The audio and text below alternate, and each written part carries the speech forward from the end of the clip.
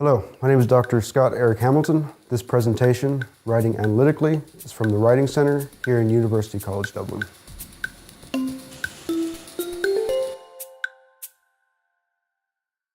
This presentation aims to define analysis and its function in academic writing, to understand the purpose of writing analytically, to identify writing modes required for producing analysis, to differentiate between descriptive and analytical writing, to examine the ways the form of an essay or other pieces of writing which promotes analytical writing, and finally to discuss how to begin an approach to writing analytically. So the best place to begin is to ask, what is analysis?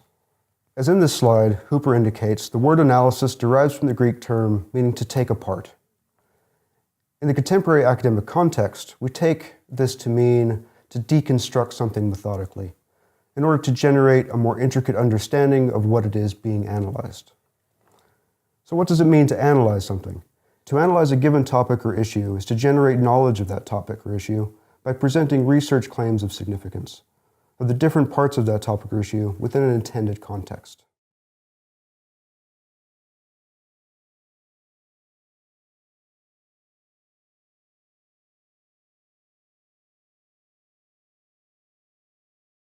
The formal written account of the process of research and analysis in an essay, dissertation, or thesis can be thought of as a narrative account of your scholarly investigation. And ultimately, the purpose of writing this analytical-based narrative is to contribute to the ongoing discourse of your discipline. As this contribution occurs at the undergraduate, postgraduate, and professional academic levels, it's important to focus on constantly improving your writing. You may be asking what I mean by academic narrative. As the definition here indicates, because you cannot present every step of your investigation, your writing becomes a condensed account which represents the overall effort.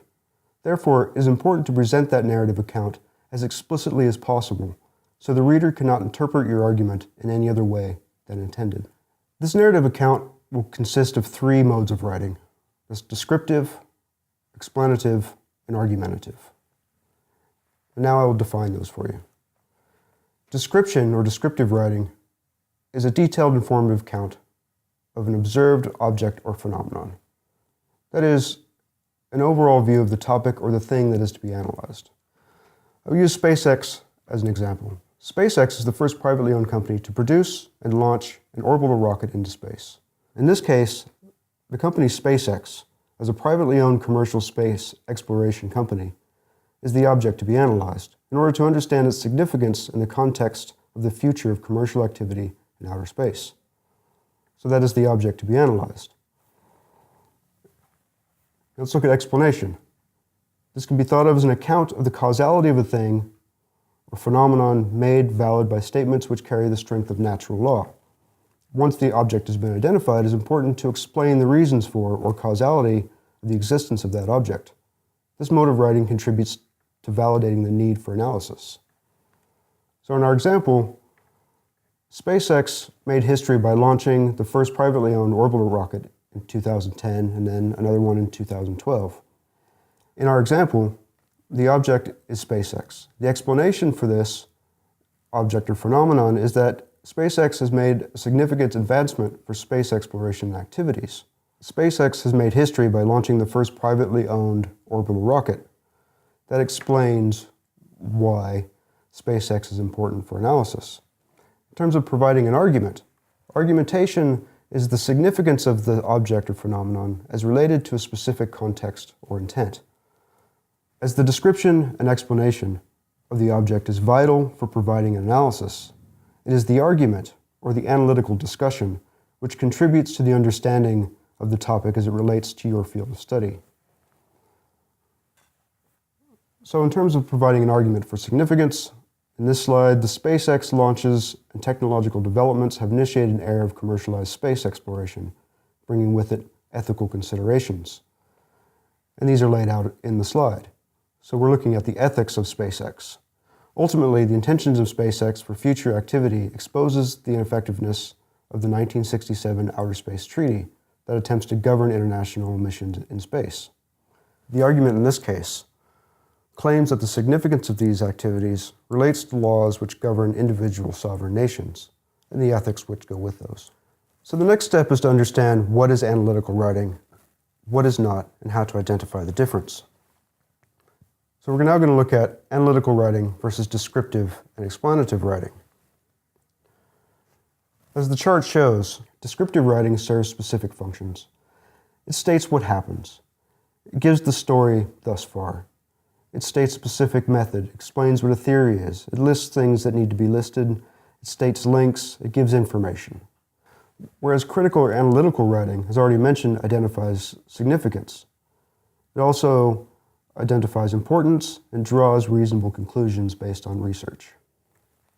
The MLA Handbook, 7th edition, notes that good scholarship requires objectivity, and the careful writers of research papers avoid language that implies unsubstantiated or irrelevant generalizations. Overly generalized statements can hinder analytical writing. These hindrances usually come with excessive description or explanation. Let's look at the following model as an example. So in this model, we're wondering, is this descriptive or analytical? As you can see, this model is concerned with data related to the effectiveness of a specific procedure.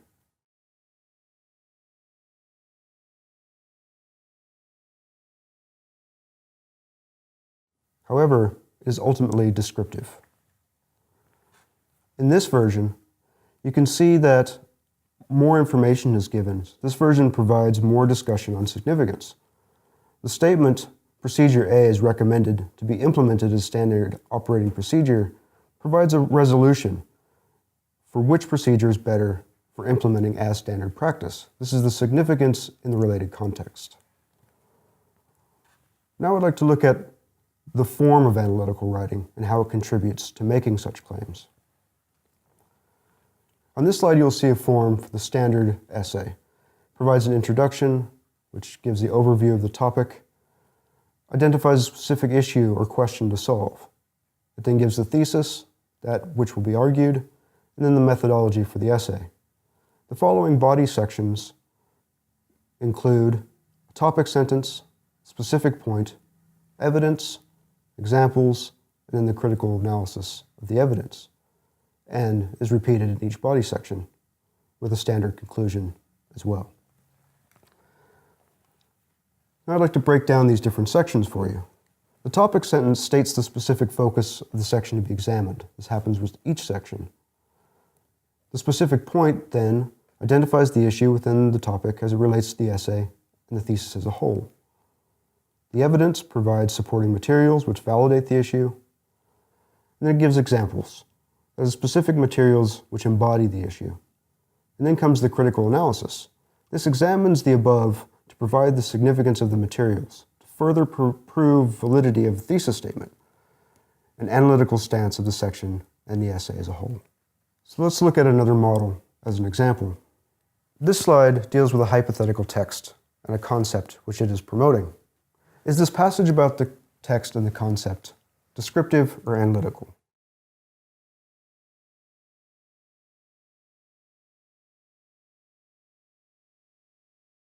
Hopefully, as you will see concerning the last model, that this passage is mainly descriptive.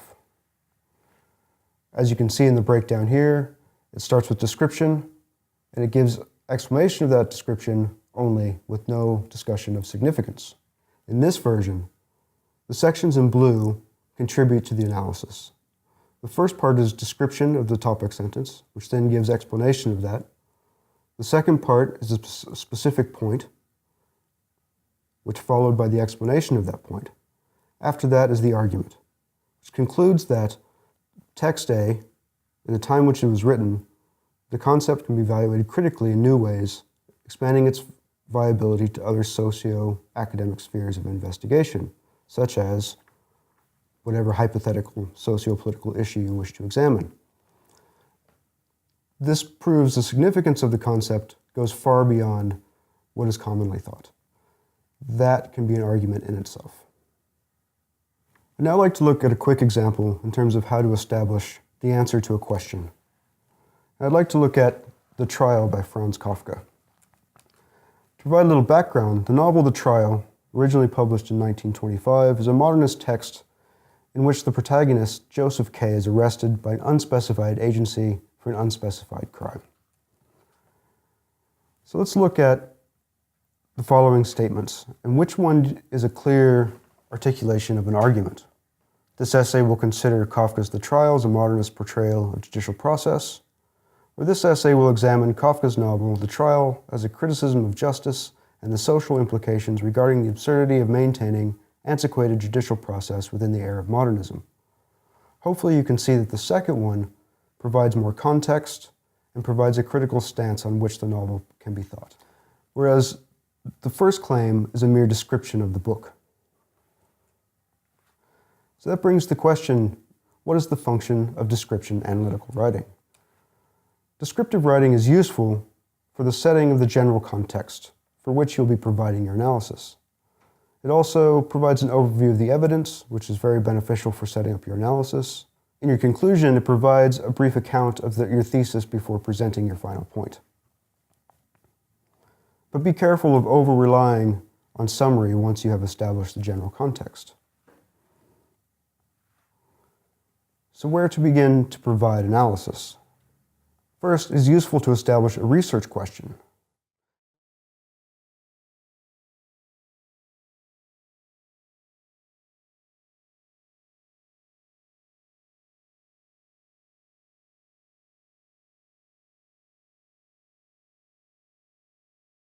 So once you have your research question, writing analytically actually begins with reading and observing analytically.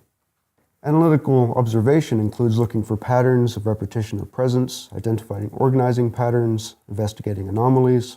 Once the above are identified and your research performed, you will then begin to write about each explicitly, discussing the relevance to your overall argument. One thing you can do to ensure that your writing is analytical is to make sure your personal judgments have been avoided. Provide your readers with a critical stance or position with which they can engage. So let's look at these two examples. Which one is position and which one is opinion?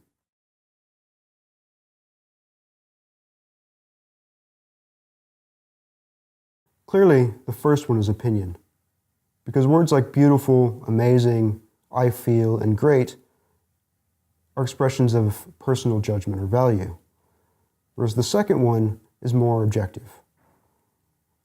Architecturally, the building is a prime example of the effectiveness of integrating new design techniques and alternative materials. As such, the ecologically conscious techniques would be more widely beneficial if adopted into city planning regulations. In this claim, there are no feelings of beauty or how amazing something is or how great it is. It is very objective and can be engaged with within a specific audience. Another way to improve your analytical writing is to become aware of how academics analyze topics in the sources you are reading. Identify description, explanation, argument after reading for comprehension. In other words, read published material and identify the different aspects and different modes of writing therein. At this point, I'd like to return to structure. As Beckett once wrote, form is content, content is form. And again, here's the basic form of the essay we used earlier. I'd like to just highlight section 2, the body. The topic sentence and the specific point fall under description. Evidence falls under the explanation, and only the critical analysis of that evidence is argument. I would like to look at this essay by Jeffrey Bayham concerning The Daily Show. In the abstract, you can clearly discern the description, the explanation, and the argument. The argument being that The Daily Show can teach us about the possibilities of political journalism in the 21st century. Bayham's essay is divided into 5 sections. The introduction outlines crisis in broadcast journalism. The second section locates The Daily Show within an emerging media environment. Section 3 provides an interpretive reading of The Daily Show as an experiment in journalism, where the fourth section establishes The Daily Show as a form of critical inquiry. Section 5 posits critical inquiry as a model of deliberative democracy, and the final section examines the possibilities of political journalism in the 21st century through The Daily Show. So let's look at the final section and evaluate its effectiveness in promoting a specific way to think about The Daily Show within the context of political journalism in the 21st century. These are the first 2 paragraphs of the final section. The first paragraph is made up completely of description and explanation, which summarizes the points made previously. The next paragraph provides further explanation within the explicit argument.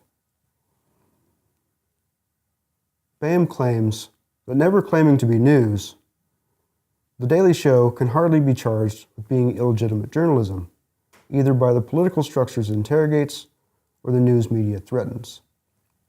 Boehm is very explicit in the fact that The Daily Show interrogates and threatens official news media. And this is a very specific way to think about the show within the context in which he's talking about. This slide shows the last two paragraphs of the section. These concluding paragraphs, in my opinion, are less effective than the previous opening paragraphs just examined. They are less effective because the claims are not as explicit as the final sentence of the previous slide. Although the first paragraph provides vital explanation, the last sentence of the second paragraph, The Daily Show thus offers a lesson in the possibility to which all students of journalism, political communication, and public discourse would be wise to pay attention, is not quite as explicit. These lessons are left open to interpretation. Whereas the final sentence of the previous slide, never claiming to be news, The Daily Show can hardly be charged with being illegitimate journalism, neither by the political structures it interrogates or the news media it threatens, is more explicit in the significance of the show within the context.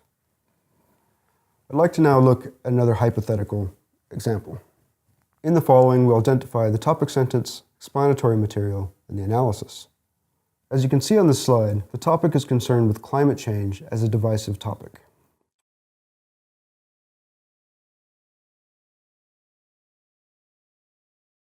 So let's evaluate the section. There's the clear topic sentence about climate change as a divisive topic. There's a specific point regarding how the topic guides public education policy. The author uses evidence from a specific study. However, there's no analysis. There's no substantial discussion on the significance and any specific reason. So avoid allowing the explanation of others to stand in for the argument, which happens in this example. The specific political topic is vague and therefore open to interpretation. However, let's look at this version. In this version, as you can see, the added content in blue is the analysis, the argument for the significance of understanding the material thus examined.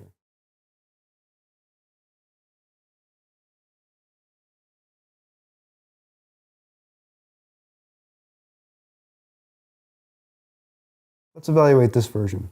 You can see the analysis talks about the way politicians exploit the divisiveness of the topic in a way to manipulate their voter base and therefore govern educational practices. This is a hypothetical claim for significance. It provides the reader a way to think about the material examined and is therefore an argument. So let's review. Analytical writing presents a critical analysis based on research, evaluation, and argument construction. To quote Hooper, a critical analysis does not just give information, but also makes an argument for a particular way of understanding the information. Much like the last claim of the previous example, seen here on the slide. Let's look at one final example on how an argument and analysis can provide a specific way to understand information. Let's look at Enda Duffy's The Modernist Speed Handbook. He claims this book argues two positions. First, that access to new speeds, whether on roller coaster, airplane, but especially with the automobile, has been the most empowering and excruciating new experience for people everywhere in 20th century modernity. And second, that this experience should be thought of as political.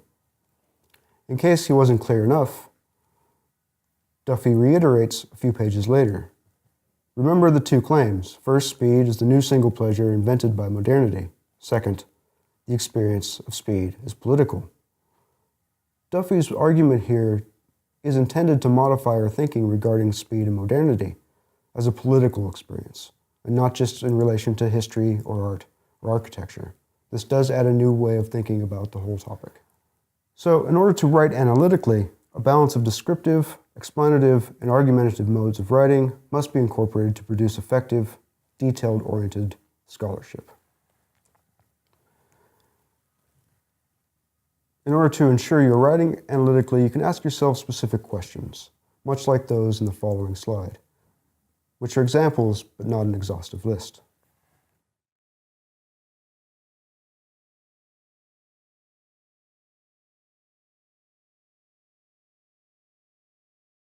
The majority of these questions, indeed, assist to ensure you are working to present an effective analysis. However, a question like the last one is the most important, in that it will help to ensure that your analytical writing convinces your audience of the significance of the insight provided and the validity of your scholarly contribution. Thank you for watching this presentation on writing analytically, provided by the Writing Centre here in University College Dublin.